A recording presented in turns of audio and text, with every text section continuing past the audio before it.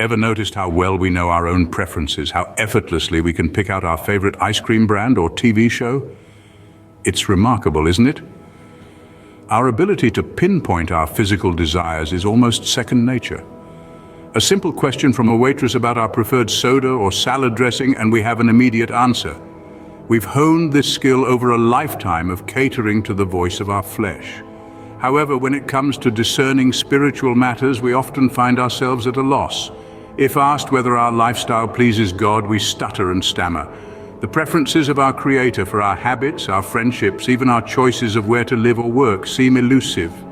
We're spiritual beings, yet we've spent so much time attuning ourselves to the physical world that we've forgotten the spiritual needs that lie within us. Imagine if we were as proficient in spiritual matters as we are in catering to our physical desires. It should be as easy to discern God's will as deciding what we want for lunch. We have spent our lives listening to and obeying the voice of our flesh, but have we ever tried to understand the voice of God in our spirit? It's an intriguing question, is it not? We've become so attuned to our earthly desires that we often overlook the divine whisper that is God's voice, His divine blueprint for us. There lies an important distinction to be made here between being religious and being spiritual. Religious rituals, while they may bring comfort and a sense of order, often serve merely to ease our conscience. They are but band-aids on the wounds of our spirit. True spirituality, on the other hand, is a deeper quest. It is about seeking to please God, to align our desires with His, to listen and respond to His call. Remember this, we are spiritual beings first, physical second. When we prioritize the wants of the flesh, our spirit is left unsatisfied, antagonized.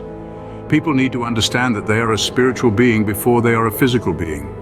And when you please the flesh, your spirit is antagonized.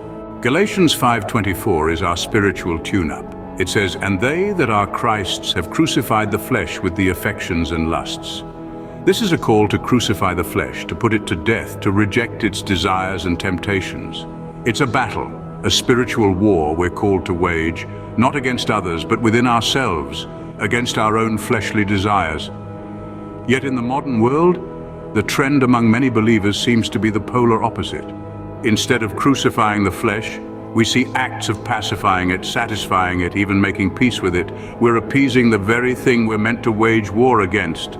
It's like trying to tame a lion with a stake, only to find ourselves devoured.